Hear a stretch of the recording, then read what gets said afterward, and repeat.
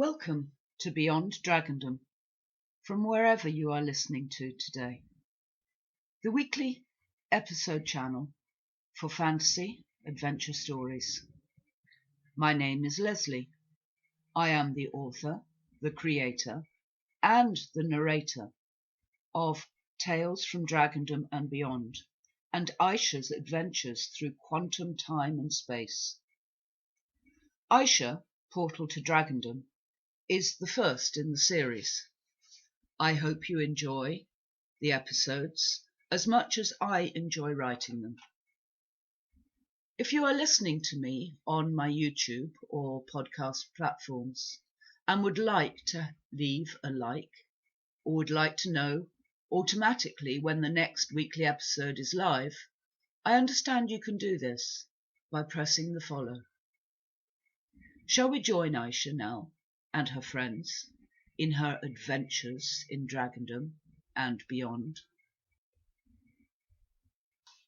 Episode 6. Accepted.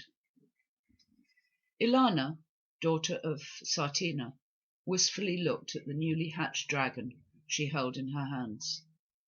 She was in the hatchery room of the dragon nursery that her mother lovingly lodged in the castle in one of the outreach posts of Dragondom, here in the lands of Arianel.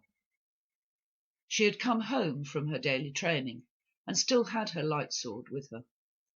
Now she daydreamed about the day when she too would be a dragon rider, and her friend, Hermonte, would help keep the universe safe from the darkness, from the forces of the darkling they were all taught about.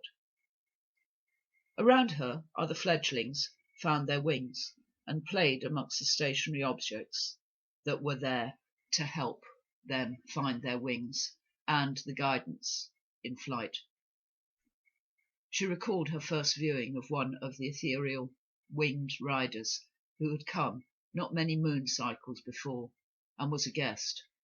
She and her dragon were en route to a new assignment. They were to be deployed off-world to another dimension. The tender bond between rider and dragon was something Ilana knew so well, yet until she was fully old enough, she would not be chosen by one specific dragon to work with, her own friend, teacher, protector, and guardian. She sighed to herself wistfully, and the baby dragon hissed. Well, not really hissed, it was more of a strangled purr, but he wasn't mastering it yet.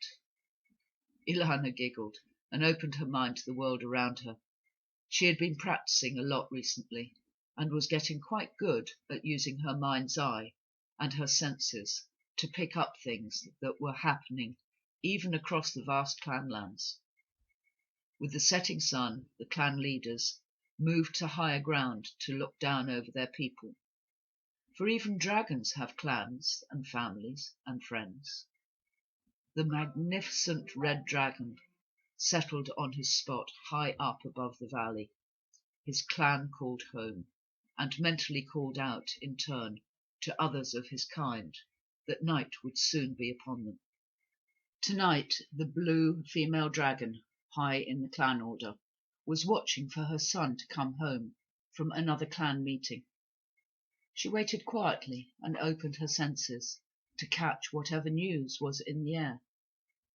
She smiled as she sensed an always jovial presence not far away.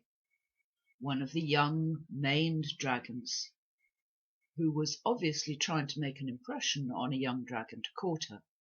Oh dear, she thought. What is it to only be a few 100 years old and in such a hurry to do everything? She coughed slightly at the thought and then turned her attention to a slight odour in the gentle breeze. Ah, that would be the old sea dragon on his way to his watery world, back from the meeting. He was grumbling as he walked. As a pan long, his short legs and serpentine body were not good on land. Everyone knew how he hated having to come out of the water for too long, so there must have been a special reason for him to come halfway across the clan lands to be present. The next image that popped into her head made Ilana gasp. She almost lost the psychic connection completely. A human in strange clothes standing next to what looked to be a mechanical dragon. What in Zorgon's name was that? Then, as quickly as it had appeared, it was gone, and replaced by a beautiful carved and ornamental bejewelled statuette that was the prize for the best underage lightsword student in the tournament that was held every autumn in the central city in their clan zone. This year she was determined she would win. "I am with the little ones, mother," she called back to her mother's call, which had broken into her daydream. She smiled at the pretty little dragon, who had by now fallen asleep in her lap, resting on her light sword and using it as a pillow. Gently she moved him and placed him back with the others, who also seemed to have worn themselves out and gone to sleep in a ball all together. "I'm coming, mother," she replied, and quietly left the hatchery. The heavy drapes that was pulled across the doorway to stop escapees, and also save them from hurting themselves, fell with a gentle whoosh into place behind her. As she rounded the top of the spiral staircase, she glanced out of the window and saw one of the etherical riders and her dragon, both on the wing, meeting in perfect harmony in mid-air. She sighed a long sigh and skipped effortlessly down the stairs to see what was for dinner. She knew also that tonight they had honoured guests. Everyone was talking about the return of Banana and the Emerald Dragon, also of the stranger, an avatar who was one with Milana.